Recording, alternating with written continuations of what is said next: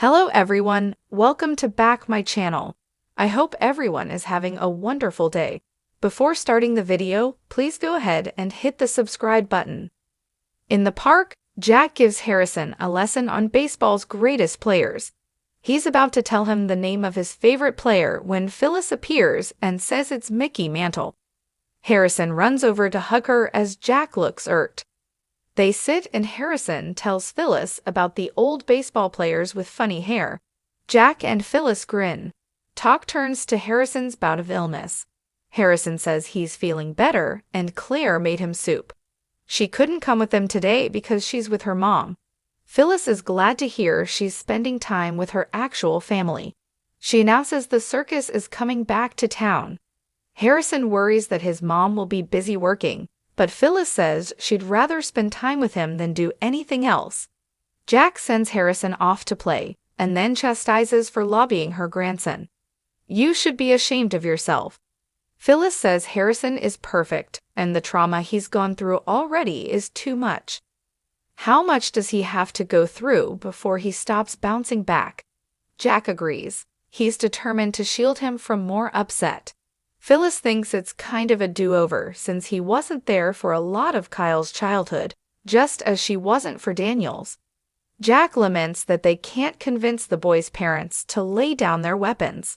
Phyllis complains that Kyle is off the rails and partnering with Audra Charles. Worse, he's talking about taking Harrison from the home he loves. Jack says if all she wants to do is blame Kyle, the conversation is over. Phyllis thinks he knows she's right. Jack knows she has too much free time on her hands and is spending it butting in where she's not wanted. Claire visits Victoria at work, where she admits she missed the place. Claire told her so. She asks if they can go get something to eat. Nikki appears and asks to join them at Society for lunch. She has something to discuss with Claire. At Abbott Chancellor, Lily tells Billy the new logo certainly makes a statement. She hopes there's no backlash with the name change. Billy thinks it will be easy, but then he's not the one looking for an excuse to bail. Would you feel more comfortable if we added Lily to the company name? Lily learns that he spoke to Jill and isn't on board with using her illness as a reason for him to step back, or on board with him stepping back at all. He thinks they should proceed with running the company together, Victor be damned. Lily asks, "Are you kidding me?" Billy's sure they have no reason to be afraid.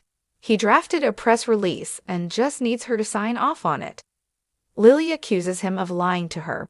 Billy argues there was a moment where she convinced him he was a problem, but that moment is gone. Lily complains that everything they agreed upon is out the window. Billy invites her to call Jill, who said they shouldn't fear Victor. Lily's trying to give them the best chance to succeed. Billy argues they aren't some startup. They're a powerhouse. They can be great, and he is in charge. He had to remind himself of that since his partner painted him as a screw-up. She knew he brought baggage with him, but she signed on anyway. Lily isn't impressed with his my way or the highway stance. Billy got to thinking that she can't be more afraid of Victor than he is. So what is it? What's your real agenda? Lily tells Billy to stop looking for conspiracy theories. Billy says she and Devin ran with Victor being the corporate boogeyman, which was her opportunity to kick him out and take back her power. Lily insists that wasn't her motivation. She complains that he went along with her and then changed his mind. That's what Billy Abbott does. It must be why his companies are so successful. Billy thinks she stayed on with him just waiting for an opportunity to kick him out and take over. Lily denies it. He challenges her to prove him wrong by signing off on the press release. Let's tell the world that Abbott Chancellor is open for business. At Society, Nikki asks Claire how her job's going. She says taking care of Harrison is great, but the rest is far from peaceful. She explains Kyle and Summer's custody fight has gotten ugly. She's tried to stay neutral, but it hasn't been easy. Nikki asks, "Do you regret taking that job?" Claire admits that it's not exactly her dream job anymore. Nikki recalls that she was an excellent assistant when she came to Geno City. She's making the move to a big, new job and would love to have her working by her side again, this time for all the right reasons. Claire tells Nikki it's quite an offer. Nikki says her grandfather would be thrilled if she were to join the family business. Claire never thought there would be a place there for her.